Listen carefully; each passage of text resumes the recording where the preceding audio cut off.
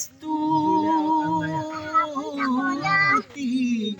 বাণী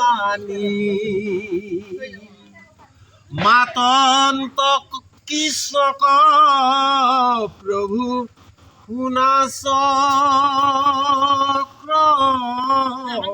পানী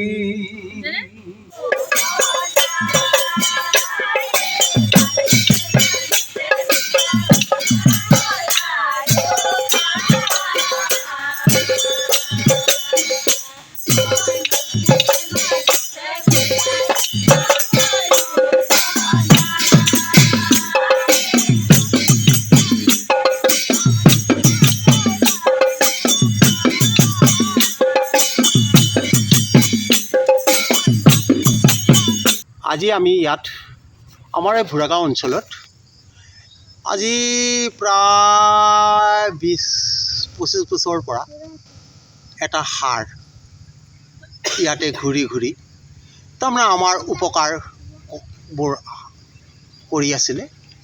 সেই সাৰটোৰ আজি 3 দিন আগত ইয়াতে বিয়োগ হ'ল। বিয়োগ হোৱাৰ কাৰণে আমি ইয়াৰে ৰাইজে মিলি আজি সাৰটোৰ নাম বিয়োগৰ হেৰিতে আমি ইয়াতে এভাগ পাত চাই নাম ধৰি আমি ইয়াত তেখেতৰ আত্মা বৈকুণ্ঠ পাক বুলি আমি কামনা কৰিছোঁ।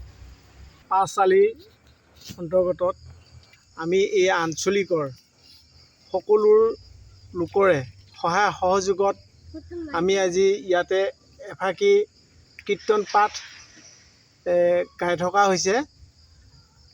কাৰণটো হৈছে ইয়াতে এটা সাৰ আছিলে, সাৰটো বুঢ়া হৈ আজি 3 দিন আগত সেই সাৰটো বিয়োগ হয় আৰু এই বিয়োগত আমি তেওঁৰ আত্মাৰ সদগতিৰ কাৰণে বৈকুণ্ঠগামী হওক আশাৰে সকলোৰে আশীৰ্বাদ দি তেওঁক সদগতি পাক বুলি আমি সেই আশাৰে ইয়াতে নাম কীৰ্তন গোৱা হৈছে।